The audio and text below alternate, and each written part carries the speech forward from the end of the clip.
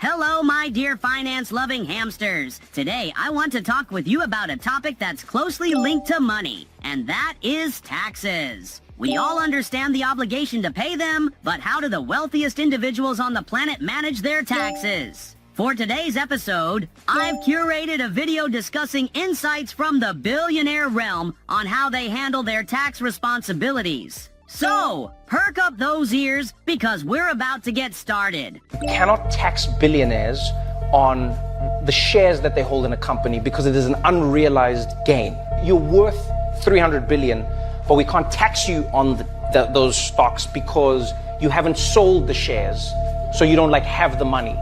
Right, but you're worth the money, but you don't have the money. And I understand the argument. They go no, you don't have it. It's just what it's worth, because it will also crash, and then you have nothing, so we can't tax you on it. Then Elon Musk offers to buy Twitter, and then he says, I'm putting up my Tesla stock as collateral. He now goes to private equity and banks and other rich people and whatever. He goes can you guys borrow me the money to buy Twitter?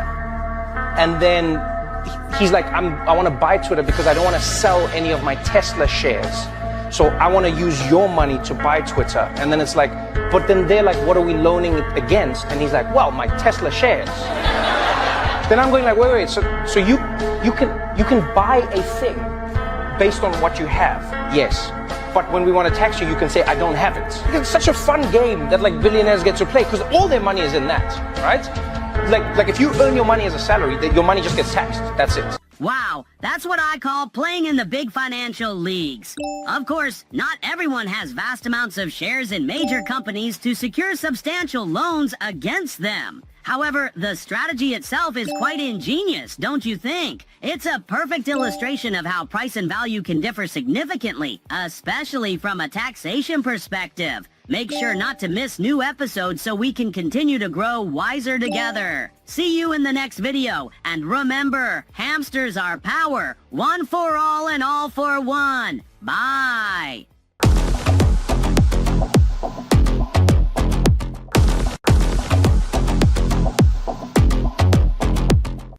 Hey, my success-driven hamster friends! Are you satisfied with your job, home, and life overall? I bet many of you would say, nope, I want something better. And that's exactly why I'm bringing up this topic today. Because improving the quality of life often requires mastering a particular skill that can truly elevate your existence. Curious yet? Then get comfy and let's dive into this next video together. Let's roll! When I started dating Martha, she never asked for expensive things. She was always grateful and appreciative. Her not demanding has made me want to give her more and more and more. Dude, you know? it's right? Versus somebody who is expecting No, it. it's the worst. It is the worst. I remember when I was in LA and I was complaining about an apartment that I had, and my mom and dad were paying for it. And I was like, Mom, this is crap. This place looks ugly as hell. And she looked at me, she goes, dude, what happened to you? Do you not thank God that you're even there? And I changed my mind. Every day would clean the floors and thank God for it. Wow. Not even a few months later, I was able to go and afford another apartment. So it taught me, it's how do you expect to get more from God when you're treating what he already gave you like crap? And that comes with your relationships. A lot of people walk on people they love because they're comfortable.